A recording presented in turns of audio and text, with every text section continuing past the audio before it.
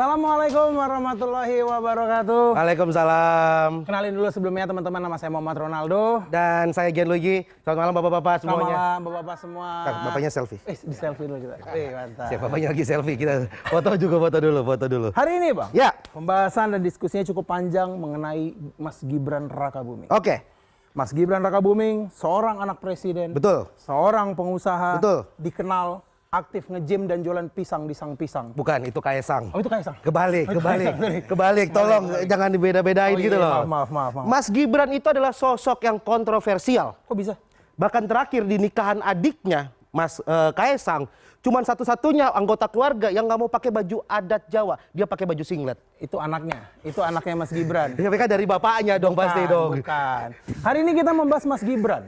Mas Gibran yang lagi bimbang katanya, Bang. Oke. Bimbang antara milih menjadi gubernur DKI atau bimbang menjadi gubernur Jateng. Oh, pilih DKI atau Jateng. Yes. Makanya bimbang. Bimbang. Wajar. Kalau dia milih antara Primagama atau Kumon, itu namanya bimbel. Oh iya, itu namanya bimbang. Bukan bimbang.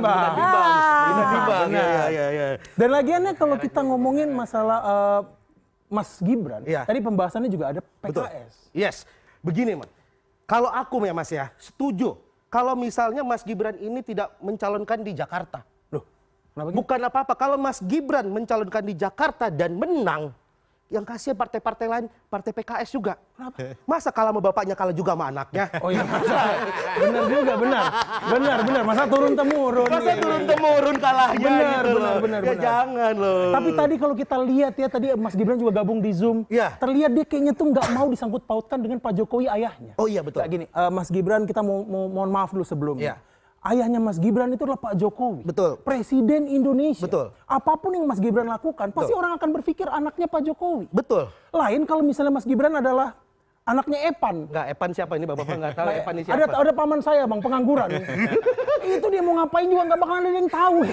Nggak ada yang mengaitkan dengan Epan. Betul. Tapi yang salah itu adalah stigma di masyarakat bahwa kesuksesan seorang anak itu dinilai bagaimana dia bisa melampaui karir bapaknya. Oh iya, ada yang bilang gitu. Katanya kalau misalnya seorang anak itu akan dianggap sukses kalau dia ngalahin prestasi ayahnya. Ya. Masalahnya ayahnya Mas Gibran ini adalah presiden Indonesia, Pak. Mas Gibran harus jadi apa lagi buat ngalahin Pak Presiden? Aku tahu jadi apa? Jadi apa? Bu Megawati. Oh enggak bisa. Nggak bisa. Iya kan dia bisa ngalahin. Hari ini ulang tahun loh. Hari ini ulang tahun loh Bu Mega. Selamat ulang tahun Bu Mega. Selamat ulang tahun. Tambah cantik dan berkarisma. Tenang, nggak akan bisa dikalahkan sama Mas Gibran karena cuma Bu Mega yang bisa cantik dan berkarisma. Betul, itu dia. Tapi pada saat Mas Gibran jadi gubernur, tahu nggak yang paling kesel itu siapa? Siapa, Bang? Tetangga-tetangganya Mas Gibran yang punya anak seumuran Mas Gibran dan masih nganggur sampai sekarang. Oh iya benar. Karena pasti dibanding-bandingin sama Mas Gibran. Ih, sering banget Pak. Kita nih orang-orang biasa ya Pak. Sering banget dibilangin sama orang tua begitu. Kamu tuh belajar yang rajin, cari kerja yang benar. Lihat tuh teman kamu udah jadi pegawai BUMN. Nah, kita kejar masih bisa. Masih bisa kita daftar jadi BUMN, masih bisa. Iya. Tetangganya Pak Jokowi. Kamu belajar yang benar. Lihat Gibran udah jadi wali kota Solo.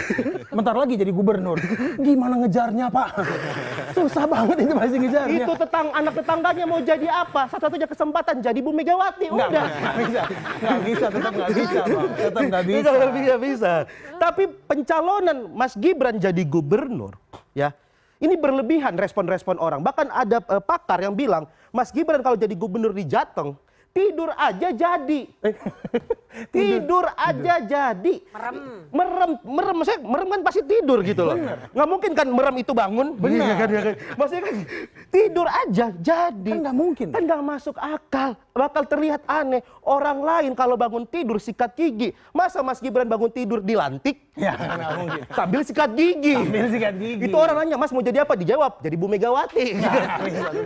Nggak bisa. Tapi kenapa kita ngomong Bu Megawati? Selamat ulang tahun buat Selamat Megawati. ulang tahun juga buat Bu Megawati. Iya. Mungkin satunya pesan dari kita terakhir ya. Betul. Sebenarnya intinya bebas. Mas Gibran mau di DKI, mau di Jateng, itu bebas. Nggak ada yang salah. Nggak ada yang salah. Selama rakyat memilih karena kinerja, bukan karena bapaknya siapa. Kalau ada rakyat memilih karena bapaknya siapa, itu salah di rakyat. Saya Gianluigi. Saya Aldo, terima kasih. Terima kasih. Oke, aduh. sentilannya keras banget ya. Jadi memilih itu hanya berdasarkan kinerja, jangan dilihat bapaknya siapa. Karena kalau misalnya dilihat bapaknya siapa, ya itu berarti salah rakyat yang memilih. Terima kasih sekali teman-teman dari komisi.co, Gian dan juga Aldo menutup diskusi kita pada malam hari ini. Terima kasih sekali kepada Deputi KSP 2014-2019, penasehat politiknya Mas Gibran. Saya harus sebut Komisaris politik. Komisaris politiknya Mas Gibran. Tadi ada orang yang nggak mau ngomong, Mas Eko Sulistyo. Selamat malam, terima kasih. Sama-sama. Mas Sekjen WA PDI terus. Perjuangan, Mas Arifin, terima kasih sudah datang lagi, dan Ketua Departemen Politik Terima kasih, Mbak Nana. DPP PKS, Mas Nabil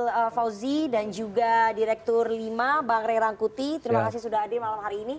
Dan teman-teman dari Badan Eksekutif Mahasiswa Universitas Bakri, selamat malam. Terima kasih teman-teman sudah mengikuti dialog kita pada malam hari ini. Sehat selalu.